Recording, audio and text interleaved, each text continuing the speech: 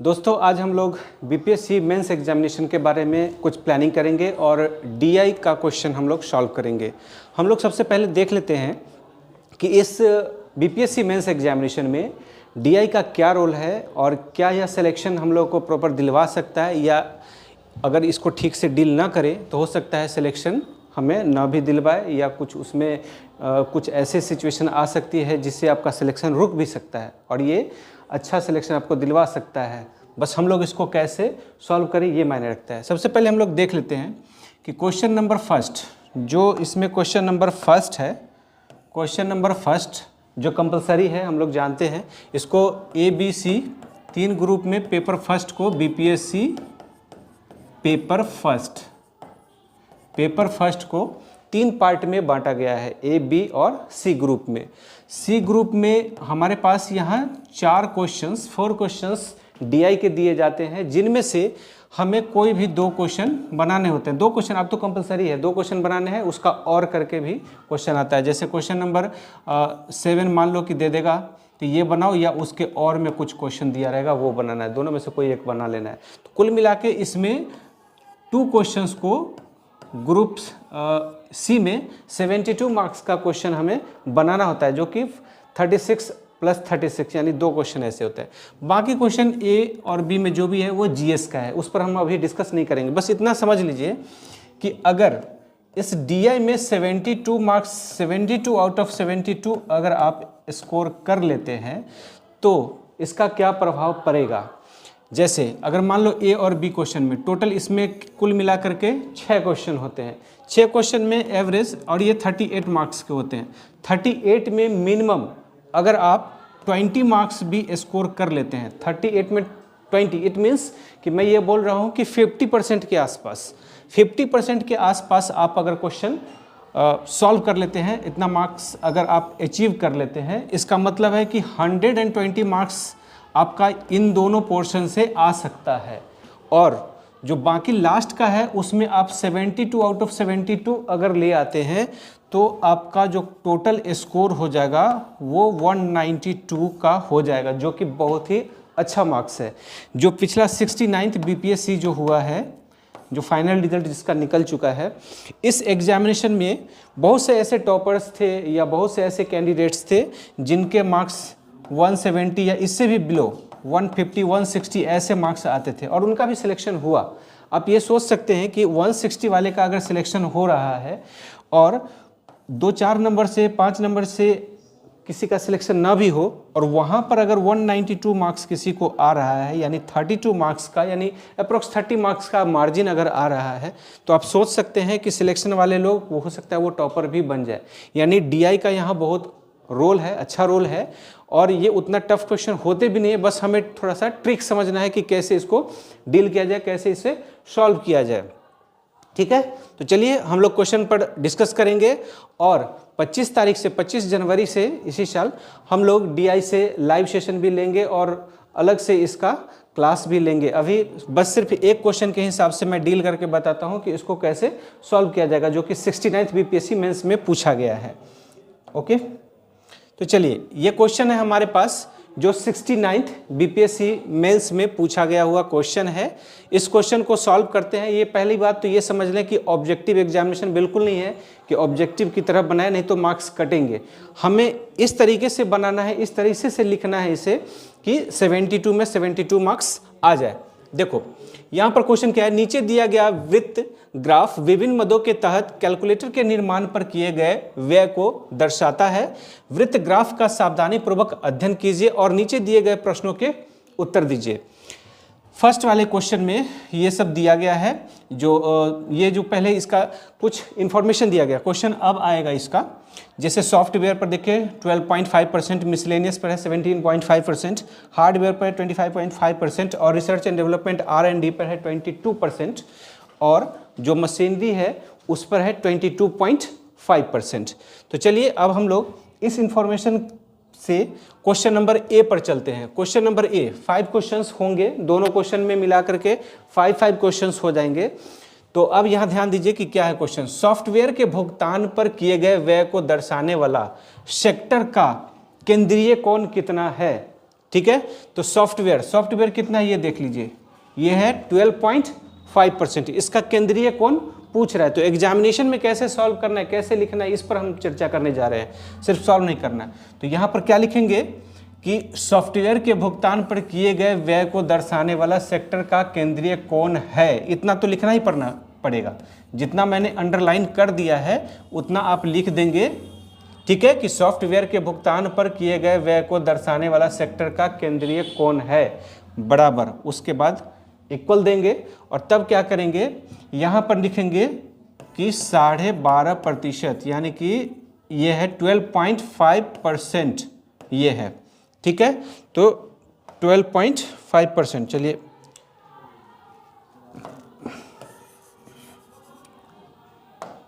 इसको हम लोग फिर कैसे लिखेंगे कि 12.5%, तो इसमें हम लिखेंगे कि सॉफ्टवेयर का, हिंदी में ही लिख देंगे ऐसे, सॉफ्टवेयर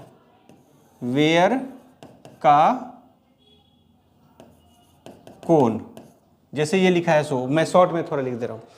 कोण कितना हो जाएगा बराबर, ये बराबर हमें लिखना पड़ेगा कि इतना है।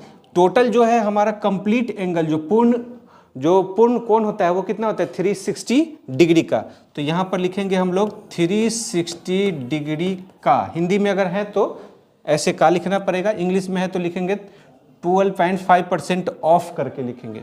तो 360 डिग्री का 12.5%। अब इसे हम सॉल्व करेंगे तो ये हो जाएगा 360 डिग्री मल्टीप्लाई, अब यहाँ से डिसमल भी हटा दें और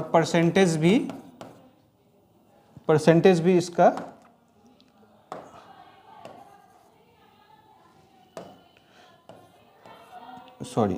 ये जो है 1 0 यहाँ से हटाना है, ठीक है, तो 1 0। क्यों? क्योंकि यहाँ पर डिसमल है, इस डिसमल को हटाने के लिए हमने यहाँ 10 रख दिया और जो परसेंट है उसको हटा करके हमने बाई 100 कर दिया।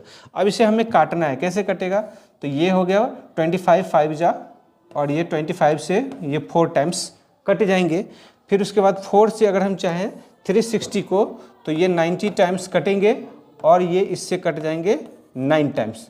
तो 9 टाइम्स और 5 टाइम्स दोनों का मल्टीप्लाई, यानी कि 9 और 5 का मल्टीप्लाई हो जाएगा 45 और ये डिग्री में आएगा। इसका मतलब हुआ कि जो सॉफ्टवेयर का जो कोण है वो कोण कितना है 45 डिग्री का कोण बनेगा। देखिए कितना सिंपल है, और इसको तरीके से लिखेंगे तो ये मार्क्स हमें अचीव हो जाएंगे। 5 क्वेश्चंस इसमें होंगे, ठीक है।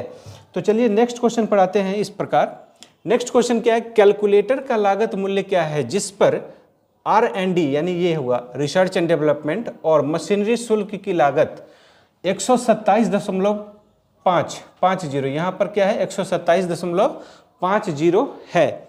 तो अब हमें कैलकुलेटर की टोटल लागत निकालनी है। कैसे होगा ये लागत, तो चलिए हम लोग सॉल्व करते हैं कि रिसर्च एंड डेवलपमेंट ये है 22%, 22%, और जो मशीनरी है ये है 22.5, यानी कुल मिलाकर के जो परसेंटेज है वो 22 प्लस 22.5% है। तो सबसे पहले हम प्रतिशत में इसको लिख लेंगे, क्योंकि इसको ऑब्जेक्टिव हिसाब से नहीं बनाना है। तो सबसे पहले लिखेंगे क्या कि प्रतिशत में मैं लाइनिंग नहीं दे रहा हूं, प्रतिशत में R&D तथा मशीनरी, जो मशीनरी है मशीनरी पर लगा कुल प्रतिशत खर्च इजिकल टू कितना हो जाएगा, ये 22 प्लस 22.5, ये दोनों प्रतिशत में है, ठीक है। चाहे तो अलग अलग भी प्रतिशत लिख लें, कोई दिक्कत नहीं है। तो ये हो जाएगा 44.5%, यानी कुल मिलाकर के ये 44.5% जो खर्च होता है किस पर, रिसर्च एंड डेवलपमेंट और मशीनरी पर। तो लागत क्या है, तो लागत तो टोटल 100% है। लागत कितना है, ये टोटल 100%। तो इसमें टोटल 100% कह लेंगे या कुल लागत भी कह देंगे तो उससे भी बन जाएगा। तो यहाँ पर लगेगा प्रश्न से, यहाँ पर क्या लिखेंगे, प्रश्न से। अब यहाँ पर कुल लागत का जो हमें पूछा जा रहा है, कुल लागत का 44.5% बराबर अब ये टोटल कितना है, ये 127.5, तो इसको हम लिखेंगे 127.50 है, तो चलिए 50 ही लिख देंगे। अब इसके बाद इसको सॉल्व करेंगे, कुल लागत, ये हो जाएगा कुल लागत गुना, ये का मतलब क्या हो जाता है यहाँ पर, गुना हो जाता है, और 44, ये 5 हो गया, बाई में ये 100% हट गया, इसीलिए ये हो जाएगा 100, और जो डिसमल है उसको अगर हटा देंगे तो बाई में ये 10 हो जाएगा, बराबर इसको हम चाहें तो लिख सकते हैं 127 और 5, ये जीरो का कोई वैल्यू नहीं है अब, क्योंकि दशमलव है, दशमलव के बाद अगर कोई अंक है उसके बाद अगर जीरो है तो उसका कोई मतलब नहीं रह जाता है, तो बाई यहाँ पर ये हो जाएगा 10। अब हम चाहे तो काट सकते हैं, लेकिन काटेंगे नहीं, मार्क्स कटने के चांसेस हो सकते हैं, इसलिए हम प्रॉपर तरीके से इसको बनाएंगे। तो अब यहाँ पर क्या लिखेंगे, कुल लागत, काटना नहीं है, बहुत लोग ऐसे काट देते हैं, काटना नहीं है, नहीं तो वैसे में आपका मार्क्स हो सकता है कि कट जाए, एग्जामिनर को ये अच्छा ना लगे। तो अब हम लोग कैसे लिखेंगे यहाँ पर कि 1275 गुना 100 गुना 10, और बाई में ये 10 तो है ही, और गुना 445 जो यहाँ पर है। अरे समझ में, इसको अगर हम सॉल्व कर लें तो सॉल्व करने के बाद जो आएगा वही हमारा आंसर हो जाएगा लागत वाला। तो देखो सबसे पहले 10 से 10 काट लिया हमने, ठीक है। अब इसको 5 से काट लेते हैं, तो 20 5 100, 5 से इसको डिवाइड करेंगे तो 8 5 40 और 9 5 45, मतलब 89 आ गया। तो अब क्या करेंगे हम लोग, 1275 को 20 से गुना करेंगे, ठीक है। तो 12 दूना 24 यानी 2550 पर एक जीरो आ जाएगा, 2550 पर एक जीरो आ जाएगा, और बाई में आ जाएगा 89।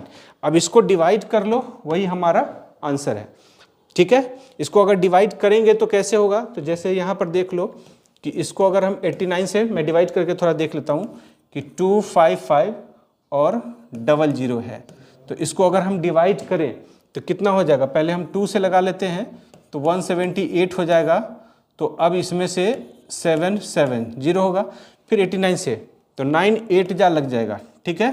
तो कितना हो जाएगा 712, यानी ये 58 हो जाएगा, फिर एक जीरो आ जाएगा, तो अब कितना हो जाएगा 954, मतलब 286 के आसपास आएगा ये,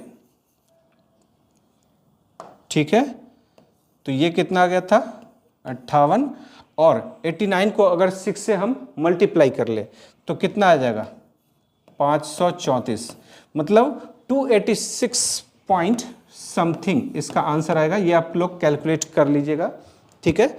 मैंने बता दिया कि कैसे ये क्वेश्चन चलेगा। फिर से समझ लीजिए कि कैलकुलेटर का लागत मूल्य यानी टोटल जो है ये लागत मूल्य है, जिसमें से R&D और मशीनरी पर खर्च के बारे में दिया गया है कि ये खर्च है हमारा ये वाला जो 127.5 दिया गया है। तो उसके हिसाब से बनाएंगे कि इन दोनों का पहले खर्च को हम परसेंटेज में, प्रतिशत में जोड़ लेंगे, जो कि इतना परसेंटेज है, यानी कि 44.5% का वैल्यू हो गया इतना, तो 100% का कितना होगा। तो ऑब्जेक्टिव एग्जाम तो है नहीं कि डायरेक्ट कर लें, तो हमें लिखना पड़ेगा कुल लागत का 44.5% इज इक्वल टू इतना है, तो कुल लागत कितना होगा, और उसके बाद हम कैलकुलेशन कर देंगे, ये हमारा आंसर है। क्लियर।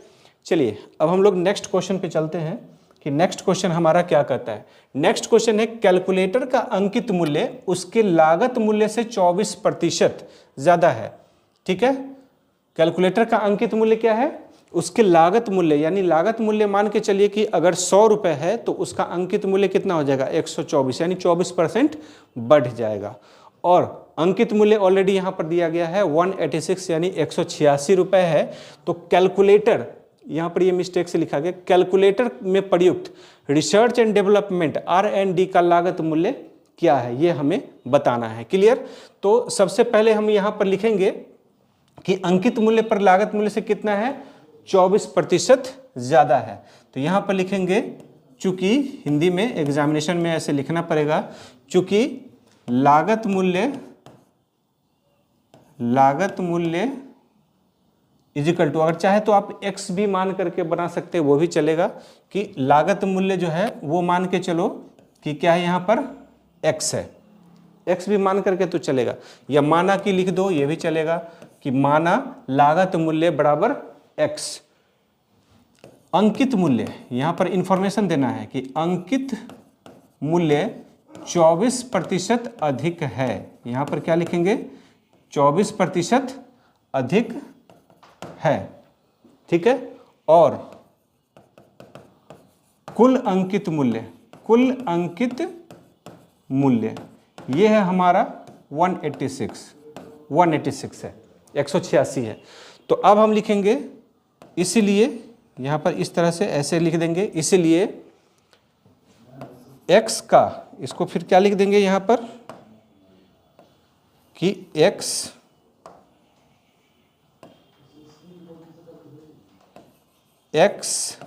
का 24% ज़्यादा है, यानी कि 100 प्लस 24% बराबर 186।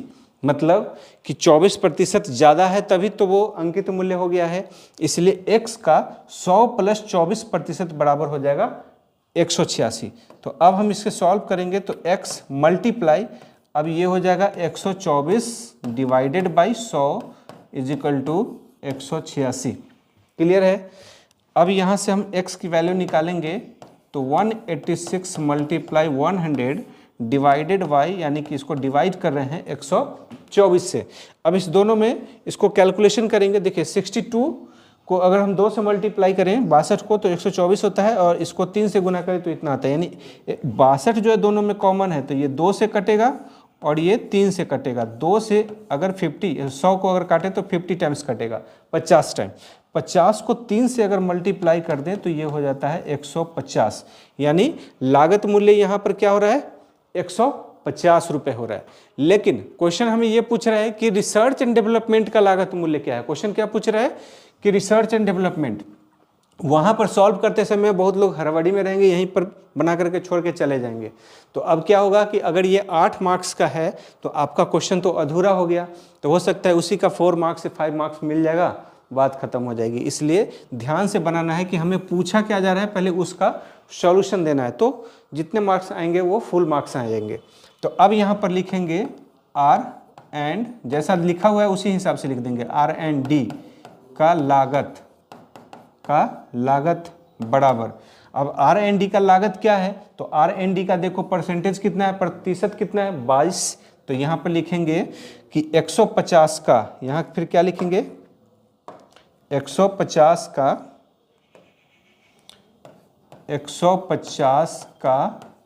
22%। तो ये हो जाएगा 150, 150 गुना 22 और 22 में हो जाएगा 100। ये कटेगा 50, 150 से कटेगा 3 और ये दो टाइम में कटेगा। 2 से 22 को 11 टाइम में कटेगा, 11 को 3 से गुना करेंगे तो ये हो जाएगा 33, यानी 33 रुपये। अच्छा, ये जो साइन है रुपए का ये देना आप लोग ना भूलें, क्योंकि यहाँ देखिए ये साइन दिया हुआ है। यहाँ मैं बता रहा हूँ कि कैसे सॉल्व करना है, मेथड समझ रहे हैं, लेकिन ये पैसे का जो साइन है ये जरूर दें, ये ध्यान रखना है, क्योंकि ये भी मायने रखता है। ठीक है, तो चलिए ये क्वेश्चन बन गया, सी वाला क्वेश्चन बन गया। अब क्वेश्चन नंबर है डी में क्या है, यदि एक इकाई का मशीनरी शुल्क, अब ये मशीनरी शुल्क के बारे में बता रहा है। मशीनरी शुल्क क्या है, यहाँ पर ये देखिए मशीनरी शुल्क ये दिया गया है। मशीनरी शुल्क है और अंकित मूल्य से 30% अधिक है। अंकित मूल्य लागत मूल्य से, लागत मूल्य जो भी होगा उससे 30% अधिक है, तो कैलकुलेटर का अंकित मूल्य कितना होगा ये हमें बताना है। तो इसमें फिर से हम लागत मूल्य मान लेंगे। लागत मूल्य को हम लोग क्या करेंगे इसमें कि x मान लेंगे, या लागत मूल्य भी ऐसे भी चलेगा। ठीक है, तो अब यहाँ पर क्या है कि 22.5% है लागत मूल्य का इतना, तो यहाँ पर पहले लिख लेंगे प्रश्न से, यानी प्रश्नानुसार, दोनों में से कोई भी लिख लेंगे। अब यहाँ पर लिखेंगे कि कुल लागत का जो यहाँ पर है, कहाँ गया, लागत मूल्य, तो यहाँ पर लिखेंगे लागत मूल्य का, यहाँ है 22.5% बराबर, ये है 58.5, और ये पैसे का साइन भी ऐसे हम दे लेंगे, जगह कम है इसलिए यहाँ पर लिख रहा हूँ। पैसे का भी साइन, जैसे डॉलर का साइन होता है उसी तरह रुपीज़ का भी यहाँ पर साइन है। क्लियर, तो अब यहाँ पर हम लोग क्या लिखेंगे कि लागत मूल्य इज इक्वल टू, या लागत मूल्य मल्टीप्लाई करो पहले का है, तो ये हो जाएगा 22.5 था, तो परसेंटेज को तोड़े, प्रतिशत को तोड़े तो बाई 100, और डिसमल को भी यहाँ से हटा रहे हैं, इसलिए यहाँ पर हो जाएगा मल्टीप्लाई 10, और बराबर इसको हम लोग क्या लिख देंगे 585, और बाई में ये भी 10 लिख देंगे। कोई डाउट है? ठीक है, तो अब यहाँ पर हम लागत मूल्य, इसको हम लोग क्या लिख रहे हैं, लागत मूल्य बराबर, अब ये क्या हो जाएगा, देखो ये नीचे वाला ऊपर वाला से मल्टीप्लाई होगा, यानी कि 585 गुना 100 गुना 10 और बाई में 10 गुना, ये हो जाएगा 225। ठीक है, अब जो कैलकुलेशन करके आएगा वो हमारा लागत मूल्य होगा। तो पहले 10 से 10 को कैंसिल कर देते हैं, 25 चौका 100 और 25 को 9 से गुना करेंगे 225, 9 से पहले फिर इसको काटेंगे तो कितना हो जाएगा 9 छक्का 54, फिर आएगा 5, यानी ये आ जाएगा 65, 65 से कट गया, 65 को 4 से गुना करेंगे, 65 को 2 से गुना करेंगे 130, 130 को 2 से गुना करें 260, यानी कुल लागत इसका कितना हो जाएगा 260। ठीक है, लेकिन क्वेश्चन में अब क्या कर रहे हैं कि 30% ज्यादा है अंकित मूल्य, और क्वेश्चन हमें पूछा है कि अंकित मूल्य कितना है, यानी अंकित मूल्य हमें निकालना होगा। तो इसलिए लिखेंगे यहाँ पर कि अंकित मूल्य बराबर, अंकित मूल्य बराबर, अब क्या होगा, लागत का 100 प्लस 30%, अगर चाहे तो ब्रैकेट में लिख भी सकते हैं कि 30% अधिक है, 30% अधिक है, इसलिए हम लोग ऐसा कर रहे हैं। अब यहाँ पर देखिए लागत है, तो अब क्या करना चाहिए कि लागत मूल्य कितना है, ये है 260 रुपये, और 100 और प्लस 30 दोनों मिलकर के कितना हो गया, ये हो गया 130, और डिवाइड में भाग में 100 आ गया। इसको अगर दोनों जीरो को मल्टीप्लाई कर लें, हालांकि वहाँ ऐसे नहीं काटना है, पूरे काटना है, ठीक है, ये काटना ऐसा गलत होता है। तो अब यहाँ पर 26 है, तो 13 को 13 से गुना करें 169, 169 को 2 से मल्टीप्लाई करें, यानी 338 रुपीज़। ठीक है, यानी कुल जो इसका अंकित मूल्य होगा वो हो जाएगा 338 रुपये। किसका हो जाएगा, ये एक जो मशीनरी शुल्क है उस हिसाब से ये कंप्यूटर का ये कॉस्ट हो जाएगा, क्या सॉरी कैलकुलेटर का ये अंकित मूल्य हो जाएगा। तो ये क्वेश्चन नंबर डी था। ठीक है, इसका आप प्रैक्टिस कर लेंगे अच्छे से। चलिए नेक्स्ट क्वेश्चन की तरफ हम लोग चलते हैं। क्वेश्चन नंबर है अब ई, 5वां क्वेश्चन आ गया। यदि उत्पादक का लाभ 20% है, देखिए यहाँ पर लाभ है इसका 20%, और अंकित मूल्य 192 रुपये यानी 192 रुपीज़ है, तो विविध शुल्क, यहाँ ध्यान रखिए, विविध शुल्क के रूप में कितना रकम खर्च की गई है ये हमें बताना है। तो सबसे पहले क्या आएगा कि विविध का मतलब मिसलेनियस होता है, यानी इसके बारे में चर्चा कर रहा है। तो सबसे पहले अगर हम टोटल लागत निकाल लें, तो टोटल लागत का अगर हम ये 17.5% निकाल लें तो आंसर आ जाएगा। तो टोटल लागत क्या होगा, तो इसमें ये नहीं दिया है कि बेच कैसे रहा है, तो यानी लाभ जो है 20% है, तो सही मायने में वो अंकित मूल्य पर ही बेच रहा है, यानी अंकित मूल्य जितना प्रिंट किया हुआ है उतना ही पर वो बेच रहा है। तो ये मान के चलेंगे कि जो लाभ है वो इसी में इंक्लूड है। ठीक है, तो अब यहाँ पर क्या करेंगे कि लाभ जो है, लाभ प्रतिशत, ये है हमारा 20%। ठीक है, ये हमारा 20% है लाभ, और अंकित मूल्य चाहे तो एग्जामिनेशन में ये लिख लेंगे तो और अच्छा बात है कि इंफॉर्मेशन दे रहे हैं। अंकित मूल्य बराबर हो गया 192 रुपीज़, साइन पैसे का साइन, रुपए का साइन जरूर देंगे हम लोग।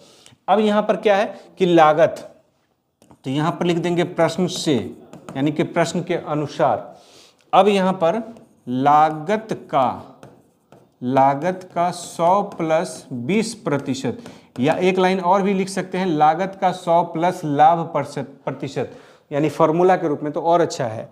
यानी यहाँ पर एक लाइन लाभ प्रतिशत करके भी लिख लें और दूसरे लाइन में ये लिख लें तो भी अच्छा है, is equal to RS 192 rupees. तो अब हम लिखेंगे यहाँ पर कि लागत मल्टीप्लाई, दोनों का प्लस करेंगे तो 120, परसेंटेज हटेगा तो बाई 100, और ये आ जाएगा 192 रुपीज़। क्लियर है। अब यहाँ से लागत हमें निकालना है, तो लागत इज इक्वल टू हो जाएगा 192 मल्टीप्लाई 100 और डिवाइड करेंगे इसको 120 से। ये कटेगा, मान लो 20 से कटेंगे तो 25 जा 26 जा 120, यानी कि 120 को अगर काटेंगे 20 छक्का 120, 20 पंचे 100, 6 से अगर इसको काटेंगे तो 36 18। ये नज़दीक नज़दीक मैंने लिख दिया है, एग्जामिनेशन में थोड़ा हटा हटा के लिखना है क्योंकि वहाँ पेज की कमी तो होगी नहीं, तो हटा के लिखना है ताकि काटने वगैरह में दिक्कत ना हो। तो 6 से कटेंगे 36 18, 6 दूना 12, यानी कि अब हम 32 को 5 से गुना करेंगे तो 32 पंचे होता है 160, यानी 160 रुपये हमारा यहाँ लागत हो गया है। अब हमें बताना है कि विविध पर खर्च कितना है। चलिए यहाँ पर लिख दे रहा हूँ, यहाँ पर लिख रहा है कि विविध, यहाँ पर है कि विविध शुल्क, जो वहाँ यूज किया है वर्ड वही यूज करना है, खर्च नहीं। शुल्क यूज किया तो शुल्क ही लिखिए। विविध शुल्क बराबर, तो क्या होगा, कुल लागत का जितना भी परसेंट है, यानी कि 17.5%। अब कुल लागत हमारा निकला कितना है, ये निकला है 160, और का मतलब हो जाता है मल्टीप्लाई, और इसको लिखेंगे हम लोग 17.5 को, पहले परसेंट को हटा लिए तो बाई 100 और डिसमल को हटा लिए, यानी जो दशमलव उसको हटा लिए तो बाई में 10 कर दिया। 25 सत्ते 175, 25 चौका 100, ठीक है। 4 से 160 कट रहा है 40 टाइम, ये मैं यहाँ काट दे रहा हूँ, लेकिन एग्जामिनेशन में नहीं करना है क्योंकि यहाँ जगह की कमी है, वहाँ जगह रहेगा तो थोड़ा हटा हटा के लिखेंगे। फिर इस 10 से इसको हम 40 टाइम्स काट सकते हैं। तो अब हमारे पास जो 4 है और ये 7 है, 4 7 का जो मल्टीप्लाई होगा, 4 और 7 का जो मल्टीप्लाई होगा, 7 चौक 28, यानी कि 28 रुपीज़, यानी 28 रुपए है। अब देखिए ये क्वेश्चन जो बना है, ये सब क्वेश्चन कितनी आसानी से बन गई है, इसका आपको प्रैक्टिस करना पड़ेगा कि किस तरह से ये सॉल्व करें। अब देखिए जीएस के लिए आप लोग क्या करते हैं, बहुत ज़्यादा मेहनत करते हैं, उसमें भी श्योर नहीं होता है कि 38 क्वेश्चन का जो कोई भी एक क्वेश्चन है उसमें से 20 लाने में कितनी मेहनत हो रही है। और यहाँ मैं बोल रहा हूँ कि 70 आउट ऑफ 70 मैंने एक क्वेश्चन सॉल्व किया, इसका मतलब है कि ये 36 नंबर का क्वेश्चन था, और जैसे आप मैंने बनाया उस तरह से अगर आप बनाते हैं, थोड़ा बहुत ये ध्यान रखना है कि कटेगा कहाँ पर, जो काटने का सिस्टम है वो थोड़ा सा बैलेंस करके अगर चलेंगे तो 36 में 36 मार्क्स एक क्वेश्चन के लिए डेफिनेटली मिलेंगे। इसी तरह से जो दूसरा क्वेश्चन है उसमें भी मिल जाएंगे। तो अगर 70 क्वेश्चंस यहाँ पर देखिए कि अगर आप 72 मार्क्स अगर यहाँ ले आते हैं तो कितना बड़ा बेनिफिट होगा। जो एवरेज स्टूडेंट अगर 160 मार्क्स अगर ला रहे हैं, वहाँ अगर आप 190 प्लस क्रॉस कर रहे हैं, यानी 30 मार्क्स से ऊपर का आप लीड ले रहे हैं, तो सिलेक्शन में बहुत बड़ा रोल इस डीआई का हो जाता है। और जनरली ऐसा देखा जाता है कि हड़बड़ी में वहाँ पर क्या होता है ना कि टाइम नहीं मिल पाता है, या कभी किसी गलत क्वेश्चन को चूज़ कर लिए, जिस वजह से आपका समय भी बर्बाद चला जाता है और जल्दी से सॉल्व भी नहीं होता है। इसलिए अभी से प्रैक्टिस करते रहना है, मैं प्रैक्टिस करवाऊँगा। 25 जनवरी से क्लास चलेगी। अभी बस आपको इन्फॉर्मेशन दे रहा हूँ कि कैसे इसका सॉल्व करना है और किस तरह से इसका रोल है एग्जामिनेशन के पॉइंट ऑफ व्यू से। तो नेक्स्ट सेशन में हम आते हैं नए क्वेश्चंस के साथ, और हम लोग फिर आगे डिस्कस करेंगे कि और अच्छे मार्क्स कैसे ला सकते हैं डीआई की वजह से, यानी 72 मार्क्स पर मैं काम करूंगा। Thank you for watching me.